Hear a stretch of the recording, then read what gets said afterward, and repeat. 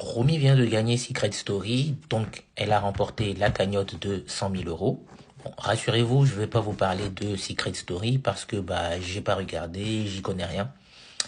Mais je vais vous dire comment Romy pourrait investir ses 100 000 euros pour rester riche pour les jours et les années à venir.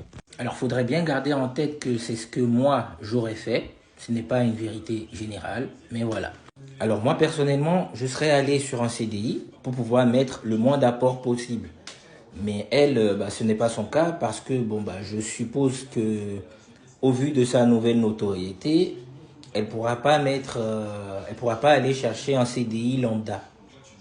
Donc dans les 100 000 euros, je prendrai 60 000 euros que je vais mettre en apport dans deux projets comme le projet que je vais vous montrer à l'instant. Donc 30 000 et 30 000 que je vais séparer et mettre dans deux différents projets, comme celui-ci. Donc c'est un petit projet à moins de 100 000 euros. Donc en gros, avec les travaux et tout, l'appartement m'est revenu à 95 000 euros. Donc je vous fais un petit tour, c'est un petit F3, enfin un F3. Voilà. Tac. La salle de bain. Donc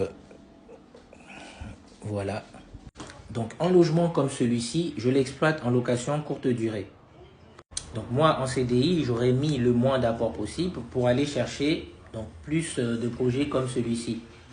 Donc avec un projet comme celui-ci où elle aura mis 30 000 euros d'apport, elle pourra dégager des revenus nets mensuels estimés entre 600 et 800 euros.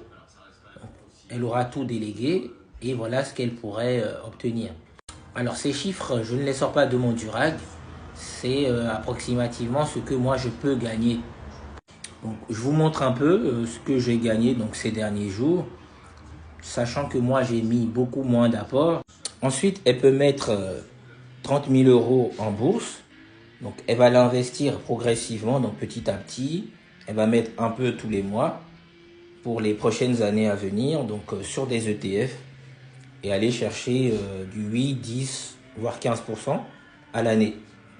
Pour donc continuer dans l'investissement, elle pourrait créer une chaîne YouTube et une chaîne TikTok pour partager un peu son quotidien.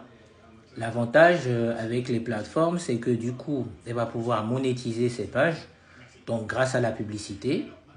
Elle pourrait faire de l'affiliation, elle pourrait vendre des produits dérivés. Et donc, avec tous ces revenus-là,